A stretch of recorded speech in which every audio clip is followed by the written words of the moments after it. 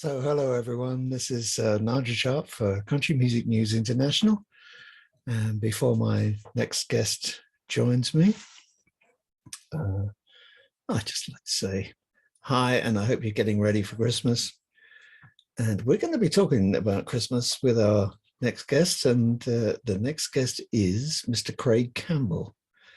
And as soon as he joins us, we're going to be exploring some Christmas themes. So I hope you're in the mood for that.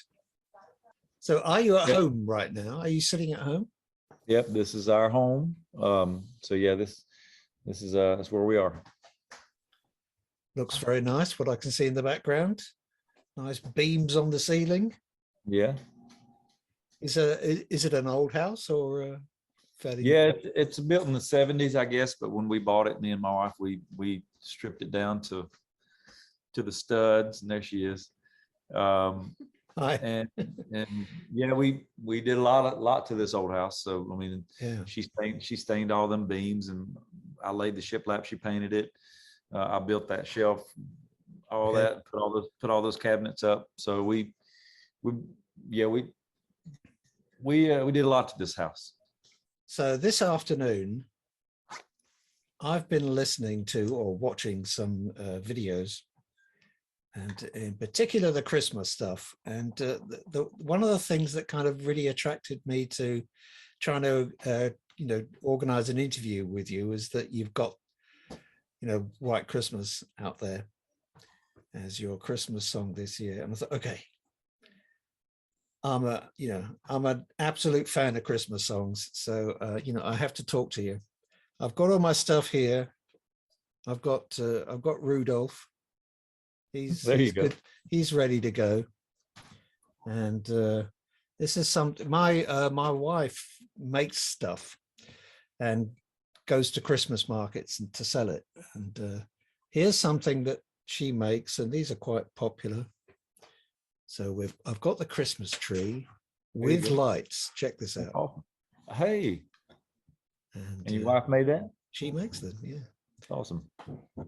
So it's quite a creative house. And I've got the Christmas, well, I'm not too sure. Maybe your girls could decide. What is this, the Christmas rat or the Christmas mouse? You could call that the Christmas mouse in the house.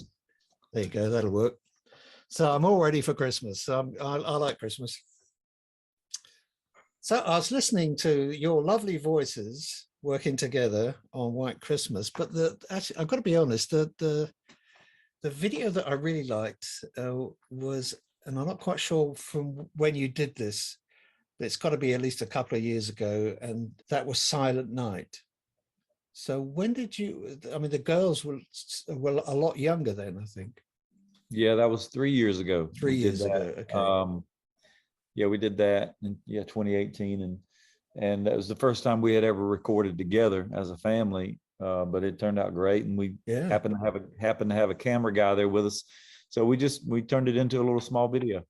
I don't know about you, what your kind of first memory is making music. For me, it was singing in the church choir when I was about 7, and I think one of the first things we would have done would have been the kind of the nativity play and singing all those Christmas carols and all the traditional ones, and later on all these favorite Christmas songs. What actually is your first musical memory? I mean, yeah, it goes back to that, standing in church, standing beside my mom and listening to her sing harmony, and not knowing exactly what she was doing, but at the same time I thought, man, it sounds cool. So yeah, I guess early on it was there, being at church, and then slowly realizing that I actually had a talent of singing, so I started singing at church and even playing the piano at a very, very early age. So I mean, I think that's some of my earliest memories are there, at the church. So, for you and your daughters and your wife singing together like that, who puts that together? How does that, I mean, How do you get to all those lovely harmonies that you have? It's just something like, picking up with what my mama did in church. And I've always been a big harmony fan. Matter of fact, some of my earliest memories of music was just being in the house, and they're everywhere in every room was a small little radio, and they were all on the same station, and it was always on Southern gospel.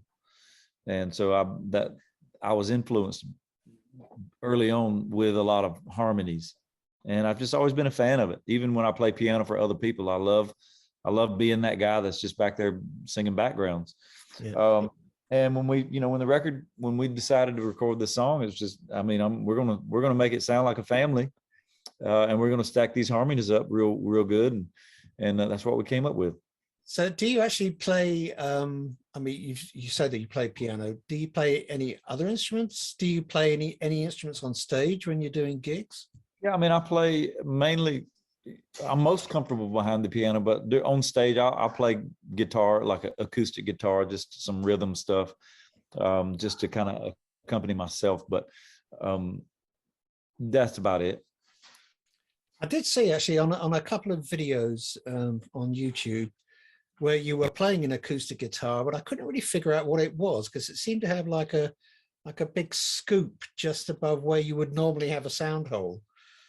So if you're sitting playing the guitar, and I'm a guitarist myself, so this is like right underneath your chin. What is that for a guitar? That is a custom. It's a boutique company here in the States. It's a company called McPherson. Okay. They're handmade up in Wisconsin. And the guy that designed that guitar, he always thought that the sound, the best sweet spot on the top of a guitar was not behind the strings. So he moved that hole all over the guitar and finally landed where he landed, right above the strings. And he says that's the sweet spot. And I'm not going to argue with him because my guitar sounds amazing. So, and it's a great marketing tool. So like you can be at the back of the room watching a show, and you don't even if you don't see the name on the headstock, you'll know it's a McPherson just by where the hole is. Yeah. So it's pretty good. No, I've not seen that before. It's unusual. It was interesting you say that it sounds great, because one of the videos was you in a radio station, or it was on some show. You're in a little kind of room with a few other people, and it's you doing a couple of cover songs, Travis Tritt and something from Shenandoah, I think it was. Was it like I was at a radio station? Yeah. So that was here in Nashville at the radio station. I was on the Bobby Bones show, and they do this thing where they just they ask me to play songs, and if I try to stump me and see, but because I know a bunch of the early 90s, so right. The segment was called Stump Craig, but so yeah, that was here in Nashville. But it was like you were saying, you just playing the acoustic to accompany yourself singing, but the acoustic, seriously, that sounded really, really good, considering you're just kind of sat in a radio studio and it's a YouTube video. It's like, wow, the sound was, when you started playing it, I thought, is he playing a 12 string? Because it was such a full sound. But you look at it and it's like, no, that's an ordinary 6 string. The way they did it, they took sound from it being plugged in, and then they also put a microphone. So it had two inputs on the guitar. Sounded really good. My belief is that you can play anything on a 6-string guitar. You can. You just need one acoustic guitar and a voice. You can play any song you like, and you can't go wrong. So it'll always sound good. Right. So apart from all this Christmas stuff, what else is happening in your world at the moment musically? Musically, we just actually winding down for the year, but next year's looking good. Working on some new stuff.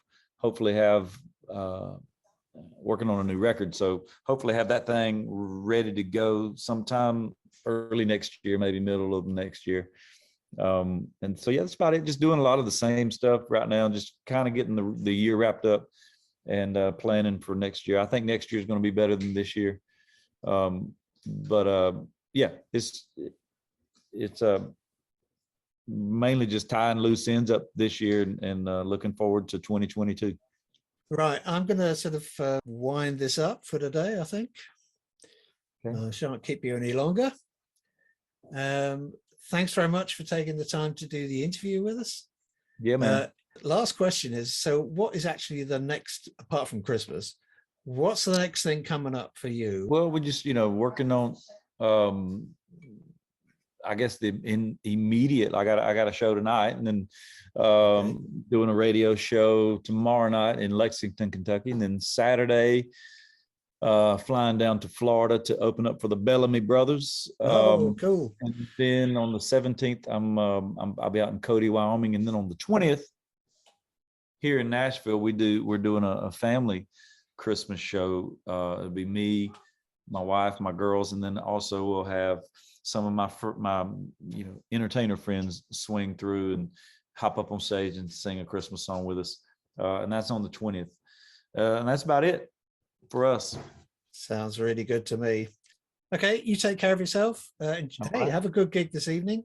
It's nice to know that people are going out gigging. It's not something I get to do much these days, but because everything's kind of closed. But I'll say farewell. All the best to you. Thanks again. Goodbye. See you later. Bye.